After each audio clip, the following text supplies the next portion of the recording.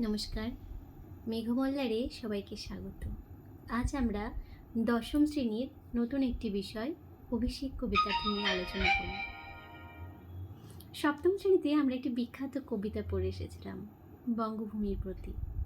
কবি যেখানে বলেছিলেন, রেখো মা দাসেরে মনে, সে মিনতি করি পদে, সাধিতে মনের স্বাদ ঘটে যদি পরমাদ, মধুহীন করো না গো তব মম কোকোনদে।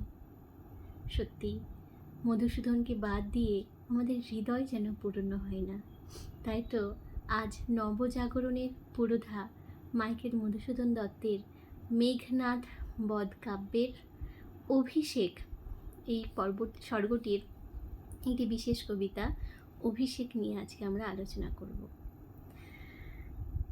মাইকেল মধুসূদন দত্ত তার মেঘনাদ কাব্যে রাবণের লঙ্কাকাণ্ডের 3 দিন 2 রাত্রির কাহিনীকে 9টি স্বর্গে সাজিয়ে এক বিশাল মহাকাব্যিক আলংকারিক মহাকাব্যের রূপ দিয়েছেন। অমিত্রাক্ষর ছন্দে রচিত এই কাব্যে বীর রসের স্থলে প্রবাহিত হয়েছে করুণ রস, এবং রাম লক্ষ্মণের পরিবর্তে এখানে রাবণ ইন্দ্রজিৎকেই নায়ক করে তিনি প্রতিস্থাপিত করেছেন। মেঘনাদ স্বদেশ প্রেমিক এক চরিত্র, যিনি রঘুকুলবধূ সীতাকে হরণ করেছেন, আর তাই হয়ে দাঁড়িয়েছে লঙ্কার ধ্বংসের কারণ। রামচন্দ্র সুগ্রীব নামক বানর সেনাপতির বানর সৈন্য নিয়ে সিন্ধুর ওপর ভাসমান শিলা দ্বারা এক সেতু নির্মাণ করে লঙ্কা আক্রমণ করেছেন। আর এই লঙ্কার যে ভয়াবহ যুদ্ধে, সেই যুদ্ধে ইন্দ্রজিৎ রামচন্দ্রকে হত্যা করেছেন। হত্যার পর তিনি তার স্ত্রী প্রমীলার সাথে প্রমোদ কাননে অবসর যাপনে যে সময় ব্যস্ত, সেই সময় সেখানে আসলেন ধরিত্রী প্রভাসার ছদ্মরূপ ধরে শ্রী লক্ষ্মী দেবী। সেই প্রেক্ষাপটেই খুবই সুন্দর করে কবিতাটি তুলে ধরেছেন। কবিতাটি পড়তে পড়তে আমরা বিস্তারিত আলোচনা করব। কনক আসন ত্যাজি বীরেন্দ্র কিশোরী ইন্দ্রজিৎ প্রণমিয়া ধরিত্রী চরণে, কহিলা কি হেতু মাত গতি তব আজি এই ভবনে, কহ দাসে লঙ্কার কুশল। মাতা ধরিত্রীকে দেখে ইন্দ্রজিৎ তার সোনার সিংহাসন ত্যাগ করে শীঘ্র করে নেমে এসে তার চরণে প্রণাম করে তাকে জিজ্ঞেস করছে যে কি কারণে তিনি এখানে এসেছেন, এবং তাকে জিজ্ঞাসা করছেন লঙ্কার কি অবস্থা, কি সংবাদ তিনি লঙ্কার এনেছেন। শিরোচুম্বী ছদ্মবেশী অম্বরাশি সুতা উত্তরিলা হাই। কপালে চুম্বন করে ছদ্মবেশী অর্থাৎ দেবীশ্রী লক্ষ্মী, তিনি তো ছদ্মবেশ ধরে এসেছেন না, প্রভাসার ছদ্মবেশ ধরে তিনি এসেছেন। তিনি ইন্দ্রজিৎকে বললেন, হাই পুত্র, কি আর কহিব কনক লঙ্কার দশা। তিনি বিস্মিত, তিনি হতাশাগ্রস্ত। তিনি ইন্দ্রজিৎকে বলছেন লঙ্কার দশা কি বলবো, ঘোরতর রণে হত প্রিয় ভাই তব বীর বাহুবলী। ঘোর যুদ্ধে তোমার প্রিয় ভাই বীর বাহু তিনি নিহত হয়েছেন। তার শোকে মহাশোকী রাক্ষসাধিপতি সসৈন্য সাজে না যে যুঝতে আপনি, আর তার পুত্র শোকে আকুল হয়ে লঙ্কেশ্বর রাবণ তিনি যুদ্ধের সাজে সজ্জিত হচ্ছেন। জিজ্ঞাসিরা মহাবাহু বিস্ময় মানিয়া, কি কহিলা ভগবতী, কে বধিল কবে প্রিয়ানুজে। ইন্দ্রজিৎ বলছেন, কি বলছো ভগবতী, কে কবে কাকে বধ করেছে, বীরবাহুকে কে বধ করেছে। নিসারণে আমি সংহারিনু রঘুবরে, খণ্ড খণ্ড করি কাটিনু বৈরি দলে। এই রাত্রের যুদ্ধেই তো আমি রামচন্দ্রকে মেরে ফেলেছি, হত্যা করেছি। তার সমস্ত যে সমস্ত সৈন্য ছিল তাদেরকে, সেই সমস্ত বৈরী শত্রুদেরকে তো আমি খণ্ড খণ্ড করে কেটেছি।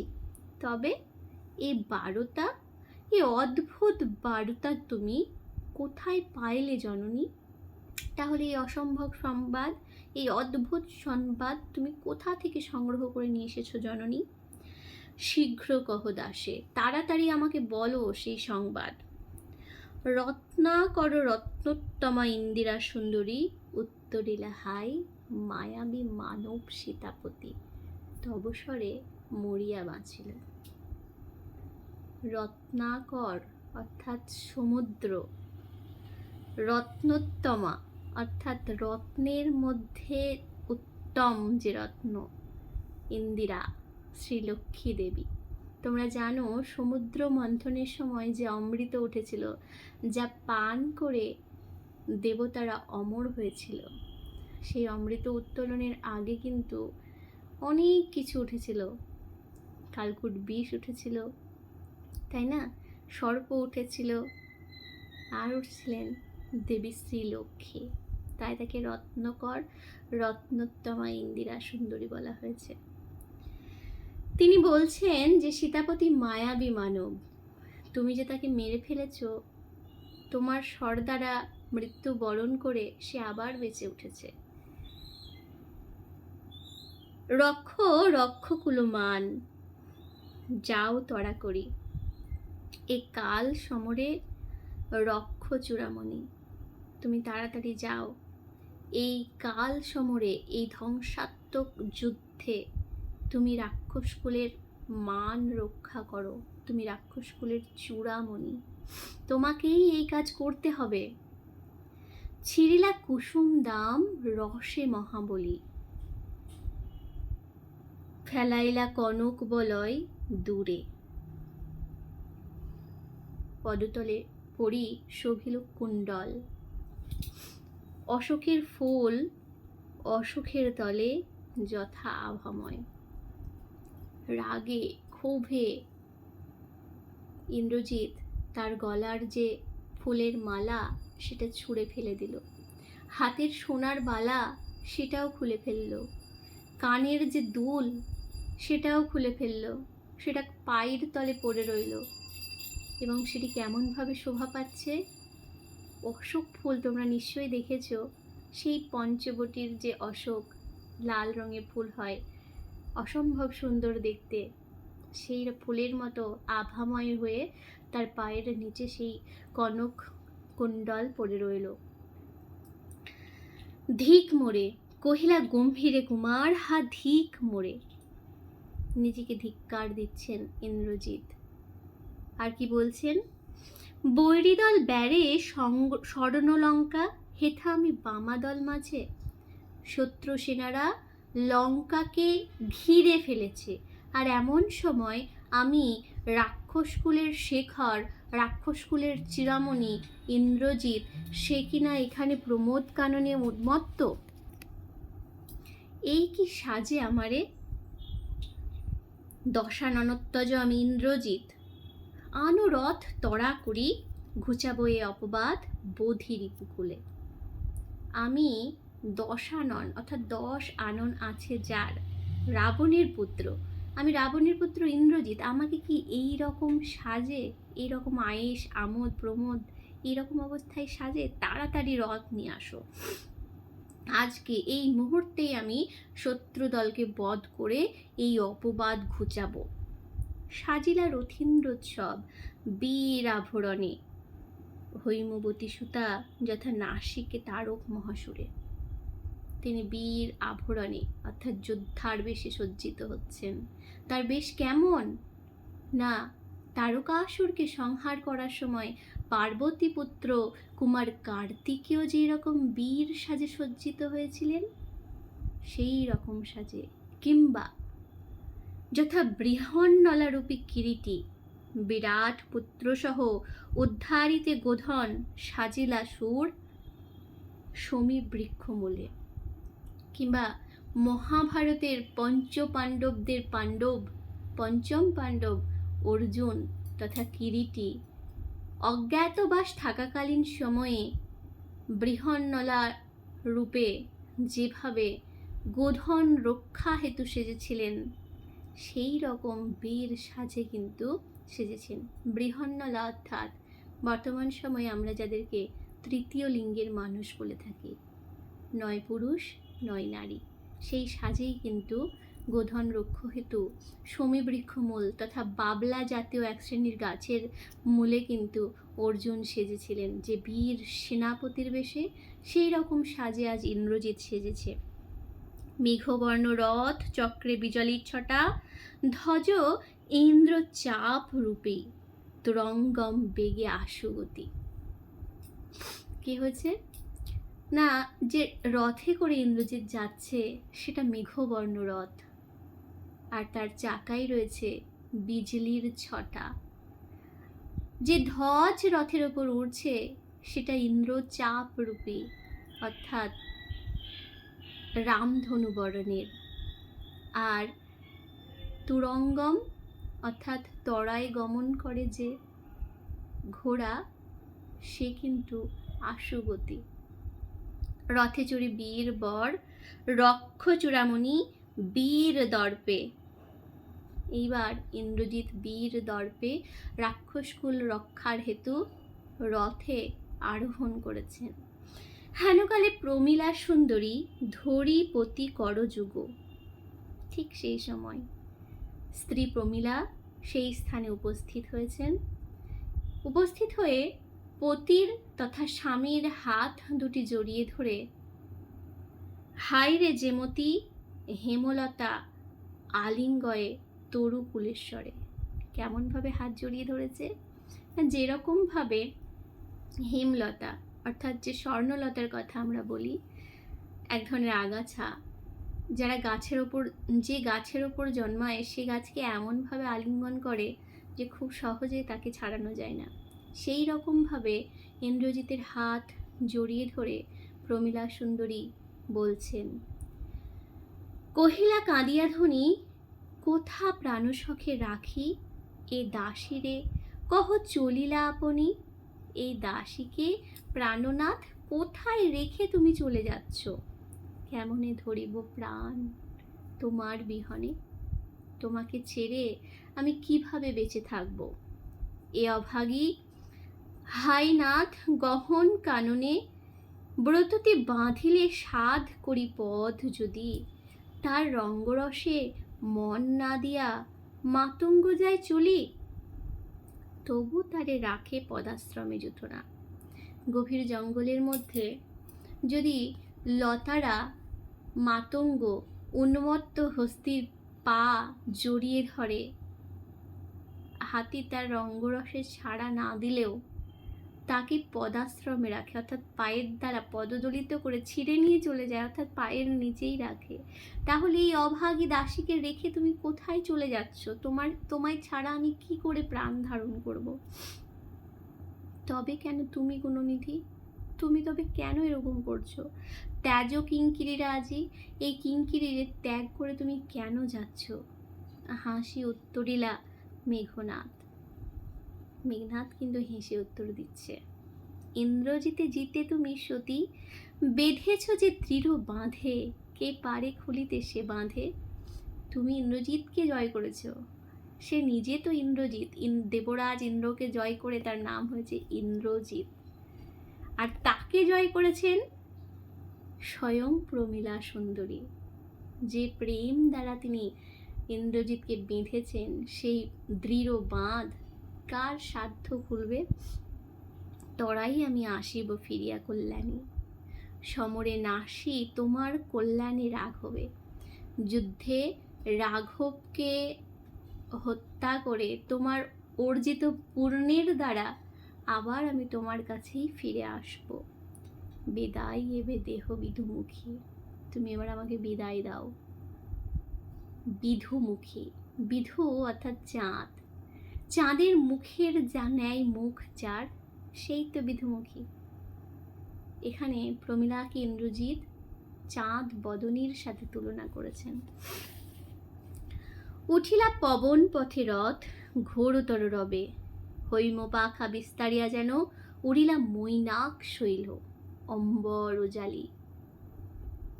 এইভাবে প্রমীলার কাছে বিদায় নেওয়ার পর রথ আকাশে উঠল এবং ঘোর রব হচ্ছে, তার সাথে সোনার পাখা বিস্তার করেছে।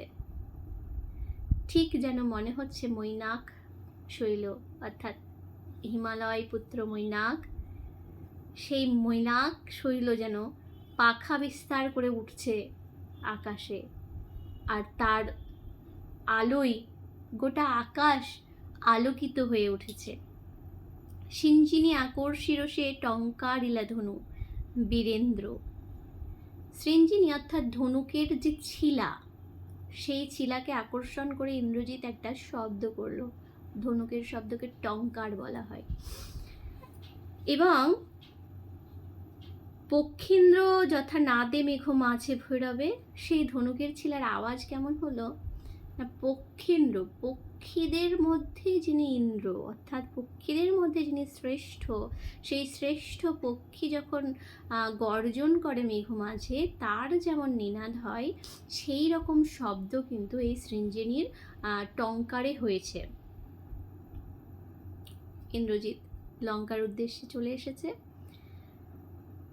এইবার কি হচ্ছে দেখো, কাঁপিলা লঙ্কা, কাঁপিল জলধি, লঙ্কা কেঁপে উঠল, জলধি তথা সমুদ্র কেঁপে উঠল। সাজিছে রাবণ রাজ বীর মদেমতি। আর লঙ্কায় এসে ইন্দ্রজিৎ কি দেখছেন, যে রাক্ষস আধিপতি রাবণ, তিনি কিন্তু যুদ্ধের জন্য প্রস্তুত হচ্ছেন। বীর মদেমতি অর্থাৎ যোদ্ধার বেশে তিনি সাজছেন। বাজিছে রণ বাজনা, গরজিছে গজ রেশে অশ্ব। আর লঙ্কার যে তোরণ দ্বার রয়েছে, সেখানে কি হচ্ছে, যুদ্ধের বাজনা বাজছে। হাতি, গজ অর্থাৎ হাতি, তারা গর্জন করছে। অশ্ব তথা ঘোড়া, তার ডাককে রেশ্যা বলা হয়, তারা রেশ্যার ধ্বনি করছে। হুঙ্কারিছে পদাতিক রথী, আর যে সমস্ত রথী পদাতিক রয়েছে, অর্থাৎ সৈন্য, পায়ে হেঁটে যাওয়া সৈন্য, রথী অর্থাৎ রথে চড়ে যারা যাবে সেই সৈন্য, তারাও কিন্তু হুঙ্কার করছে। অর্থাৎ আমরা দেখতে পাচ্ছি যে রাবণরাজ কিন্তু চতুরঙ্গ সৈন্য নিয়ে রামচন্দ্রের সাথে যুদ্ধের জন্য প্রস্তুত হচ্ছেন। উড়েছে কৈশিকীর ধ্বজ, যুদ্ধের পতাকা, সুবর্ণ খচিত পতাকা, সেই পতাকা কিন্তু উঠছে। উঠেছে আকাশ, উঠিছে আকাশে কাঞ্চন কঞ্চুকি বিভা, আর আকাশে সোনার মতো উজ্জ্বল, আমরা জানি সুবর্ণ লঙ্কা, সেখানেই তো কাঞ্চন কঞ্চুকি বিভা উঠবে, তাই কি না? হেনকালে দ্রুত গতি উতরিলা মেঘনাদ রতি। ঠিক সেই সময়ে, সেই মুহূর্তে সেখানে মেঘনাদ, ইন্দ্রজিৎ সেখানটায় নামলেন। নাদিলা কর্বুর দল হেরি বীরবরে মহাগর্বে। আর তাকে দেখে কর্বুর অর্থাৎ রাক্ষস দল, তারা কিন্তু নাদ করলো, অর্থাৎ গম্ভীর যে নিনাদ, যে চিৎকার, সেটা কিন্তু তারা করলো মহাগর্বে, এবং গর্বের সাথে চিৎকার করছে। নমি পুত্র পিতার চরণে করজোড়ে কহিলা। এবার পুত্র ইন্দ্রজিৎ পিতা রাবণের চরণে প্রণাম করে কি বলছেন, হে রক্ষ কুলপতি, যে রাক্ষস কুলের অধীশ্বর, শুনেছি মরিয়া নাকি বাঁচিয়াছে পুনঃ রাঘব। আমি শুনতে পেয়েছি রামচন্দ্র নাকি মরে গিয়ে পুনরায় বেঁচে উঠেছেন। হে মায়া পিত বুঝিতে নারী। কিন্তু কি মায়ার দ্বারা তিনি বেঁচে উঠলেন তা আমি কিছুতেই বুঝে উঠতে পারছি না। কিন্তু অনুমতি দাহ, সমূলে নির্মল করিব পামরে আজি। কিন্তু তুমি যদি অনুমতি দাও, এইবার আমি সমূলে, একদম মূল সহ সব অংশে তাকে ধ্বংস করব। ঘোর সরানলে করিভস্য, বায়ু অস্ত্রে উড়াইব তারে।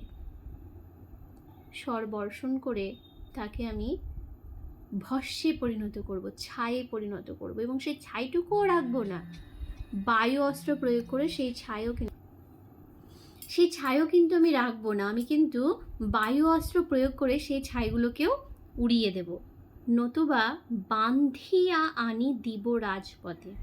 আর তা যদি না সম্ভব হয় তাহলে আমি তাকে বেঁধে এনে রাজার পায়ের কাছে দেব। আলিঙ্গি কুমারে চুম্বি শির মৃদুস্বরে উত্তর করিলা, তবে স্বর্ণ লঙ্কাপতি। ইন্দ্রজিতের মুখে এই কথা শুনে রাবণ, শোকাকুল রাবণ, তিনি পুত্রকে আলিঙ্গন করলেন, তার কপালে চুম্বন করলেন এবং নিম্ন স্বরে তাকে বললেন, রাক্ষসকুল শেখর তুমি, বৎস তুমি রাক্ষসকুল ভরসা। এ কাল সমরে নাহি চাহে প্রাণ মম পাঠাইতে তোমা বারংবার।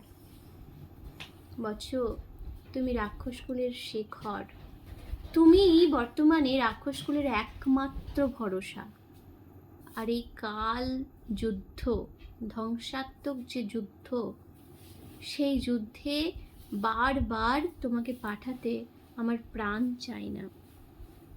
হাই বিধি বাম মমপতি, কে কবে শুনেছে পুত্র ভাসে শিলা জলে, কে কবে শুনেছে লোক মরি পুনঃ বাঁচে। ঈশ্বর আমার প্রতি বাম হয়েছেন, আমার প্রতি বিরূপ হয়েছেন, রুষ্ট হয়েছেন। তা নইলে কেউ কি কখনো শুনেছে যে পাথর জলে ভাসে? তোমরা জানো যে রামচন্দ্র সুগ্রীব এর সহায়তায় সিন্ধু ওপর ভাসমান শিলা দ্বারা সেতু নির্মাণ করেছিল এবং সেই সেতুপথেই কিন্তু তারা স্বর্ণলঙ্কা আক্রমণ করেছে।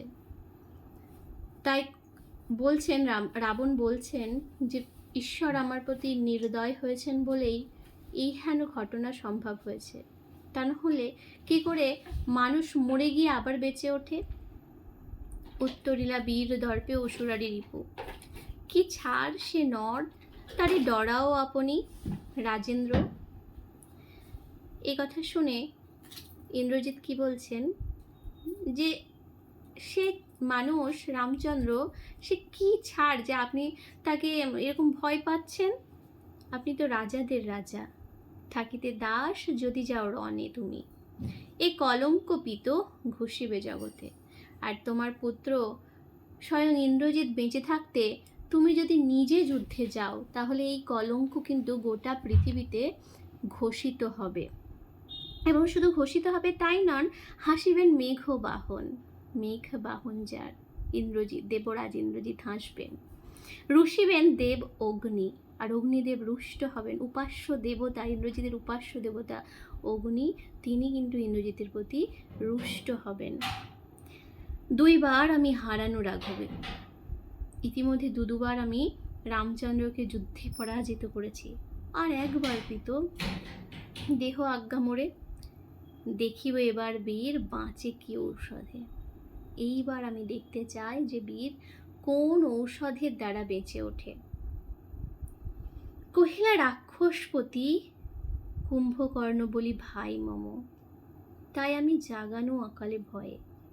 হায় দেহ তার দেখো সিন্ধু তীরে ভূপতিত, গিরিসিংহ কিংবা তরুমূল যথা বজ্রাঘাতে। এবার রাক্ষসরাজ রাবণ তিনি দুঃখ করে কি বলছেন? তিনি বলছেন যে আমার ভাই কুম্ভকর্ণ, সে 6 মাস খায় 6 মাস ঘুমিয়ে থাকে, অসময়ে তার ঘুম আমি ভাঙিয়েছি এই যুদ্ধের কারণে। কিন্তু আমার কপালটা দেখো যে সেই কুম্ভকর্ণকেও কিন্তু অকালে মৃত্যুবরণ করতে হয়েছে। তার সেই বিশাল দেহ সেটা আজকে মাটিতে পড়ে রয়েছে। কেমনভাবে পড়ে রয়েছে? ঠিক যেন গিরিশৃঙ্গ, পাহাড়ের মতো যেন একটা বিশাল পর্বত সেখানে পড়ে রয়েছে, কিংবা যেন কোনো বিশাল বৃক্ষ বজ্রাঘাতের দ্বারা ভূমি থেকে উৎপাটিত হয়ে সেখানে পড়ে রয়েছে। তবে যদি একান্ত সমরে ইচ্ছা তব বৎস, আগে পুজো ইষ্ট দেবে, কিন্তু তোমার যদি এত কিছুর পরেও যদি একান্তই যুদ্ধে যাওয়ার ইচ্ছা হয়, তবে তোমাকে আমি বাধা দেব না, তুমি নিশ্চয়ই যুদ্ধে যাবে। কিন্তু তার আগে তুমি তোমার ইষ্ট দেবকে পূজা করো।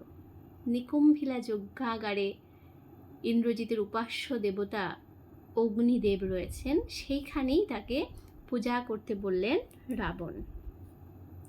বীরমণি, নিকুম্ভিলা যজ্ঞাগারে যজ্ঞ সাঙ্গ করো, অর্থাৎ নিকুম্ভিলা যজ্ঞাগারে গিয়ে তুমি অগ্নির উদ্দেশ্যে আহুতি দিয়ে যজ্ঞ সম্পন্ন করো।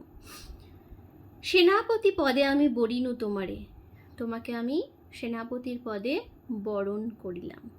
দেখো অস্তাচলগামী দীননাথ এবে, এইবার তুমি তাকিয়ে দেখো যে সূর্য পশ্চিম দিগন্তে অস্ত যাচ্ছে। দীননাথ অর্থাৎ দিনের নাথ, অর্থাৎ সূর্য।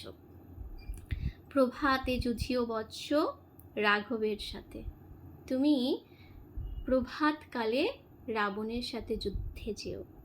এতেক কহিয়া রাজা যথবিধি লয়ে গঙ্গোদ্দক অভিষেক করিলা কুমারে। ইন্দ্রজিৎকে যুদ্ধের জন্য এই সমস্ত উপদেশ প্রদান করার পর রাবণ তিনি হাতে গঙ্গোদ্দক, উদক হচ্ছে জল, গঙ্গাযুক্ত উদক সমান সমান গঙ্গোদ্দক, অর্থাৎ গঙ্গার জল হাতে নিয়ে কুমারকে অর্থাৎ ইন্দ্রজিৎকে অভিষেক করালেন। অভিষেক হচ্ছে কোনো কাজে যাবার পূর্বে যে অনুষ্ঠান, মহৎ কাজ আরম্ভের পূর্বে যে অনুষ্ঠান, তাকেই বলা হয় অভিষেক। তো আজকের মতো আমাদের অভিষেক কবিতার পাঠ শেষ হলো। নমস্কার।